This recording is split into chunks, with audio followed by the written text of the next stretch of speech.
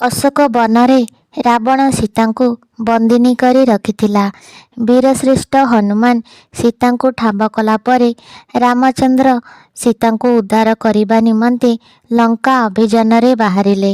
ଲଙ୍କାପୁରୀ ଆକ୍ରମଣ କରିବା ନିଶ୍ଚିନ୍ତ ହୋଇଗଲା। ପ୍ରଧାନ ପ୍ରତିବନ୍ଧକ ଥିଲା ସମୁଦ୍ର ପାରି ହେବା। ଏଥି ନିମନ୍ତେ ସମୁଦ୍ରରେ ସେତୁବନ୍ଧ ପ୍ରତିଷ୍ଠାର ଆବଶ୍ୟକତା ପଡ଼ିଲା। ସମସ୍ତେ ଏହି କାର୍ଯ୍ୟରେ ପାରୁପର୍ଯ୍ୟନ୍ତ ଯୋଗ ଦେଲେ। ଦିନେ ପ୍ରଭୁ ରାମଚନ୍ଦ୍ର ସେତୁବନ୍ଧର ଅଗ୍ରଗତି ନିରୀକ୍ଷଣ କରୁଥିଲେ। ନିରୀକ୍ଷଣ ସମୟରେ ଏକ ଅଦ୍ଭୁତ ଦୃଶ୍ୟ ଦେଖି ମର୍ଯ୍ୟାଦା ପୁରୁଷୋତ୍ତମ ଶ୍ରୀରାମଚନ୍ଦ୍ର ତଟସ୍ଥ ହୋଇ ରହିଗଲେ। ଶ୍ରୀରାମ ନିର୍ନିମେଷ ନୟନରେ ସେହି ଦୃଶ୍ୟ ଦେଖୁଥିବା ଲକ୍ଷ୍ୟ କରି ଲକ୍ଷ୍ମଣ ପ୍ରଭୁଙ୍କ ନିକଟରେ ପହଞ୍ଚିଲେ। ଅଗ୍ରଜଙ୍କୁ ଏପରି ଏକାଗ୍ର ଚିତ୍ତରେ କ'ଣ ଦେଖୁଛନ୍ତି ବୋଲି ପଚାରିଲେ। ପ୍ରଭୁ ଶ୍ରୀରାମ ଲକ୍ଷ୍ମଣଙ୍କ ଉଦ୍ଦେଶ୍ୟରେ ନିର୍ଦ୍ଦିଷ୍ଟ ଦିଗକୁ ଇଙ୍ଗିତ କରି କହିଲେ, ଏଠି ଦେଖ କ'ଣ ହେଉଛି। ଲକ୍ଷ୍ମଣ ଭ୍ରାତାଙ୍କ କଥା ଶୁଣି ସେ ଦିଗକୁ ଦୃଷ୍ଟି ପକାନ୍ତେ ଦେଖିଲେ ଗୋଟିଏ ଗୁଣ୍ଡୁଚି ମୂଷା ସମୁଦ୍ର ପାଣିରେ ନିଜ ଶରୀର ଭିଜାଇ ବାଲିରେ ଗଡ଼ି ଯାଉଛି ଓ ପର ମୁହୂର୍ତ୍ତରେ ସେହି ସେତୁବନ୍ଧ ଉପରକୁ ଯାଇ ଶରୀରକୁ ଝାଡ଼ି ଦେଉଛି। ବାରମ୍ବାର ସେହି ଗୁଣ୍ଡୁଚି ମୂଷାଟି ପାଣିରେ ଶରୀର ଓଦା କରି ବାଲିରେ ଗଡ଼ୁଥାଏ ଓ କିଛି ବାଟ ଯାଇ ସେତୁରେ ଶରୀରକୁ ଝାଡ଼ୁଥାଏ। ଲକ୍ଷ୍ମଣ ଏହି ଅଦ୍ଭୁତ ଦୃଶ୍ୟ ଦେଖି ତଟସ୍ଥ ହୋଇଗଲେ। ଲକ୍ଷ୍ମଣ ବେଶ କିଛି ସମୟ ଏହା ଲକ୍ଷ୍ୟ କରି ପ୍ରଭୁ ଶ୍ରୀରାମଙ୍କୁ କହିଲେ, ବୋଧହୁଏ ଗୁଣ୍ଡୁଚିଟି ସମୁଦ୍ର ସ୍ନାନର ଆନନ୍ଦ ନେଉଛି, ତେଣୁ ବାରମ୍ବାର ପାଣିରେ ଶରୀର ଭିଜାଉଛି। ଶ୍ରୀରାମ ଏହା ଶୁଣି କହିଲେ, ନା, ଏହାର ଅସଲ ଭାବକୁ ତୁମେ ଅନୁଧ୍ୟାନ କରିବାରେ ଅସମର୍ଥ। ଚାଲ ଏହାର କାରଣ ସମ୍ପର୍କରେ ସେହି ଗୁଣ୍ଡୁଚିକୁ ହିଁ ପଚାରିବା।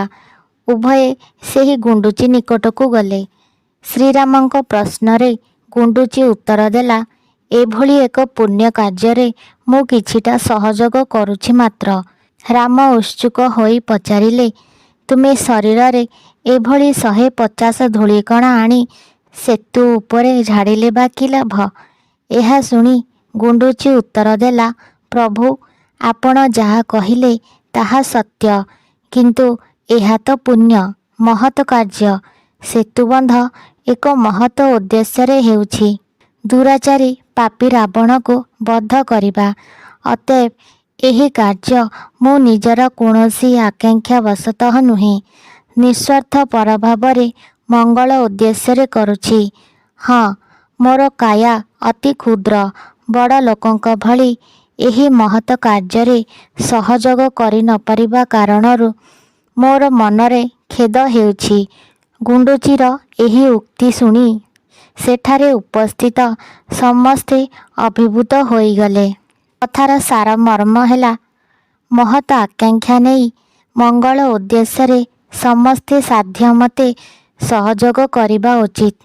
ନିଜ କ୍ଷମତା ଅନୁପାତରେ ସହଯୋଗର ପରିଣାମ କମ୍ ଅଥବା ବେଶୀ ହୋଇପାରେ। ବସ୍ତୁତଃ ସମାଜ ରାଷ୍ଟ୍ରର ହିତ ଉଦ୍ଦେଶ୍ୟରେ ନିଜ ଶକ୍ତିମତେ ପ୍ରତ୍ୟେକ କାର୍ଯ୍ୟ ସମ୍ପାଦନ କଲେ ଏହା ସମାଜ ରାଷ୍ଟ୍ରର ଅଭିବୃଦ୍ଧିରେ ସହାୟକ ହେବ ନିଶ୍ଚୟ। କଥିତ ଅଛି, ପ୍ରଭୁ ଶ୍ରୀରାମ ଗୁଣ୍ଡୁଚିର ଏତାଦୃଶ କାର୍ଯ୍ୟରେ ମୁଗ୍ଧ ହୋଇ ଶ୍ରଦ୍ଧାରେ ତାର ପିଠି ଆଉଁସି ଦେଇଥିଲେ। ସେହି ଶ୍ରଦ୍ଧା ପ୍ରେମର ସ୍ମାରକୀ ଆଜି ଗୁଣ୍ଡୁଚିର ପୃଷ୍ଠରେ ଗାର ଆକାରରେ ଦେଖିବାକୁ ମିଳିଥାଏ।